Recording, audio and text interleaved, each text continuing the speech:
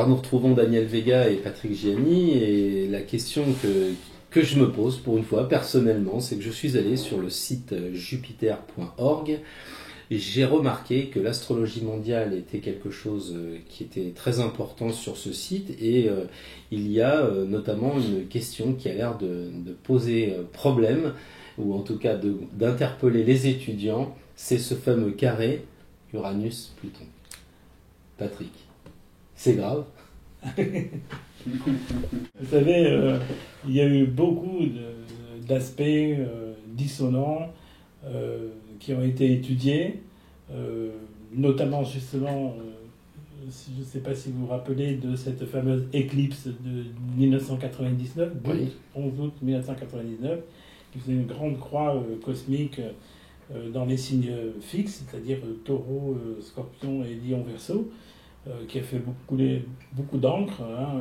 Beaucoup ont fait des prévisions extrêmement alarmantes, dramatiques.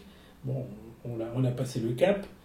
Récemment, en 2010, en août 2010, il y a eu encore une croix cosmique, mais qui concernait les signes cardinaux, c'est-à-dire ceux qui débutent les saisons. Cancer, Capricorne, Bélier, Balance. Et ce sont, en fait, les aspects dissonants sont comme... Vous savez, cette croix fait vraiment penser au cruciforme, vous savez, des vis cruciformes, voilà, que vous tournez avec le tournevis. Quand vous serrez une vis, eh bien, c'est exactement pareil. C'est-à-dire que l'humanité, à ce moment-là, est confrontée à des choix cruciaux, cruciaux, et elle est obligée, effectivement, de changer d'attitude. Qu'est-ce qui s'est passé en 1999 ? Il y a eu cette croix dans les signes fixes qui concernait le rapport à la matière. L'argent, principalement, et aussi l'ego, parce que l'homme, bien évidemment, se mettait toujours en avant, au centre de tout. Il y a eu la crise environnementale, on s'est aperçu qu'on vivait sur une planète qui était, elle aussi, très souffrante, qu'il fallait s'en occuper. Il y a eu la crise économique aussi qui a suivi, avec les attentats du 11 novembre en 2001. Précédemment, en 1999, personne n'y a fait attention, mais tout de même, il y a eu ces deux tempêtes qui, dans le nord de la France qui suivaient exactement la trajectoire de l'éclipse, mine de rien. Voilà, donc c'était des signes du ciel pour nous avertir qu'il fallait faire quelque chose. En 2010, cela suivait très logiquement la prise de conscience de l'économie mondiale qui était gouvernée par les banques. Or, quand on étudie ce fameux Uranus-Pluton, Pluton donc en Capricorne, signe des institutions, qui voudrait bien faire la transformation, et Uranus en Bélier, les rénovateurs, les innovateurs, les révolutions aussi, il faut le dire, eh bien ces deux planètes en conflit, on pourrait dire le vieux contre le neuf, la tradition contre l'innovateur, traduisent bien l'ambiance actuelle dans le monde.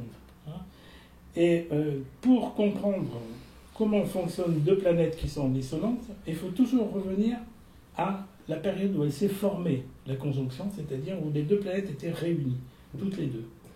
Or, elles se sont réunies dans le signe de la Vierge dans les années 63 à 66. D'accord. Que se passait-il dans les années 65 ? Eh bien, on était en pleine croissance économique. Il n'y avait pas trop de soucis d'argent à l'époque. Je ne sais pas si les personnes de ma génération s'en souviennent. En tout cas, c'était une époque un peu bénie.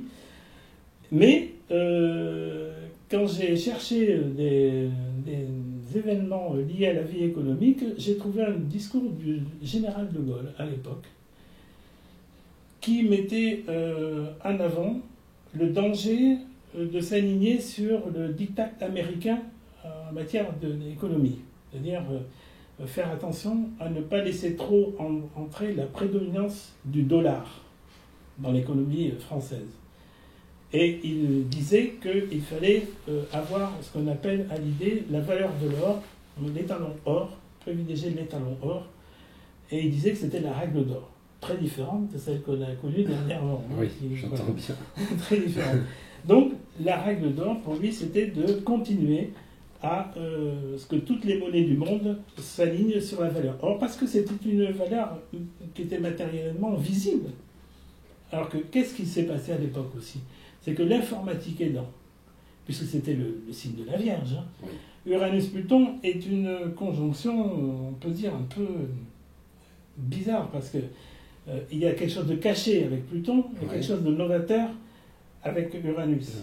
Donc l'alliance des deux, dans le signe de la Vierge très mental, a fait qu'on a commencé à exploiter toutes les ressources que l'on pouvait exploiter en informatique notamment, mais aussi du point de vue financier, c'est-à-dire avec la spéculation boursière. Et tout le monde a laissé faire, parce que, bien entendu, ça a arrangé pas mal de gens. Mais il y avait des pièges. Voilà. Donc, on ne s'en est pas aperçu tout de suite. Pourquoi ? Parce que, comme vous pouvez le voir sur la carte du ciel que j'ai tracée avec cette conjonction, on peut voir aussi le premier sextile, qui correspond aux années 92 à 96, où finalement c'était en pleine expansion. Tout marchait bien. Bon. La spéculation allait bon train, le dollar était vraiment très... se portait bien. Ouais, se portait bien, et même, finalement, le franc, ça allait bien, tout bon, très bien. Mais, à partir de 2008-2009, Pluton entrant dans le Capricorne demandait des réformes. Mais personne n'a voulu de ces réformes. Tout le monde a continué d'accélérer sur la spéculation, sur les échanges internationaux plus ou moins licites, plus ou moins légaux.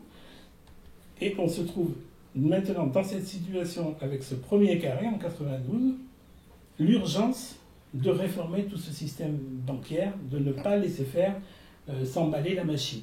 En 2008, tu veux dire plutôt qu'en 92 2008, oui, ça a commencé en 2008, le carré, mais pas dans les signes Capricorne et Bélier, mais ça a commencé déjà avec Pluton fin Sagittaire et Uranus dans le Poisson.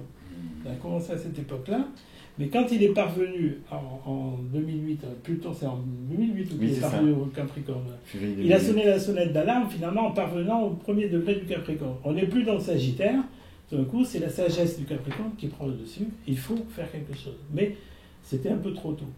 Maintenant, en revanche, on a intérêt à tenir compte de ces deux forces en présence pour l'économie mondiale, et le prochain quinquennat correspondant plus ou moins à ces fameuses 4 années qui nous attendent, on voit bien qu'on n'est qu'au début de la fin de la crise.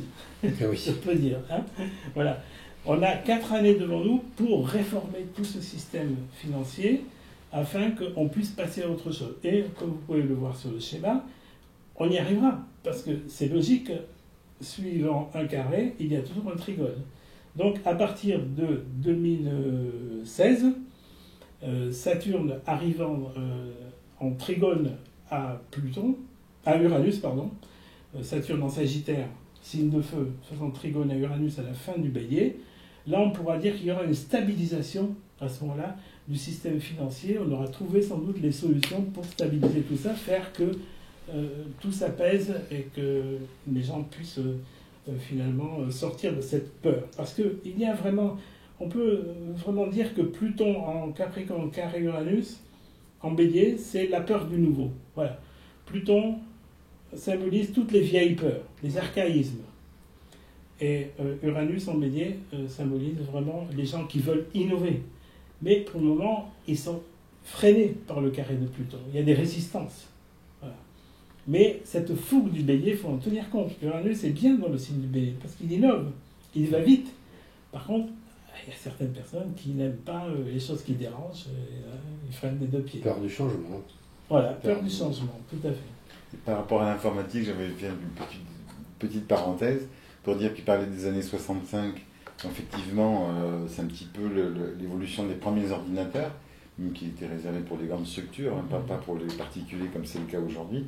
Mais on voit bien, dans le cadre de la crise économique, le jeu des ordinateurs, c'est-à-dire que l'affaire Kerviel de Société Générale, elle s'est révélée lorsque Pluton est rentré en Capricorne, le jour près, et c'était les ordinateurs qui étaient... Ah oui, c'était les ordinateurs. C'est les programmes des ordinateurs qui s'étaient emballés, et donc qui ont vraiment participé à cette explosion économique, voilà.